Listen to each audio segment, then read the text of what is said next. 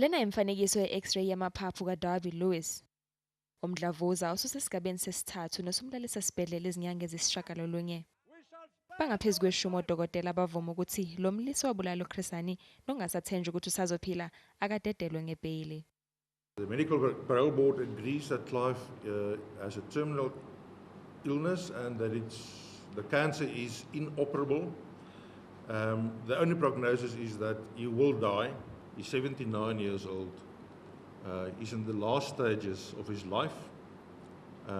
All we want to do now is to let him die with human dignity.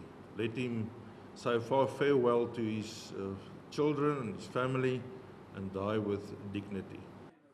Ukuthi uDerbylewis kumele adedelwe njengoba umkhuzi wamaphoyisa uJackis oshone ngeledlule emva kokuhlala iminyaka emithathu ekhishiwe ejele ngoshwele wokugula. Kepha umnyango wezobulungiswa nokuhlunyeleliswa kwezimilo uthi mazingafaniswa izimo zabo. A lawyer will say that which will favor his or her client at any given time.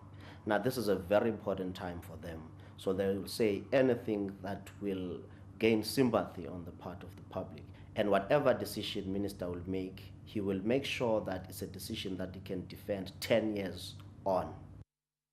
Noma kungathathwa siphi isinqumo ngoLwesihlanu, uDerbylewis oselala esibhedlela izinyanga ezishiyagalolunye akabonakala esezobuyela ejele ngisho ngabe uyanqatshelwa ibheyili.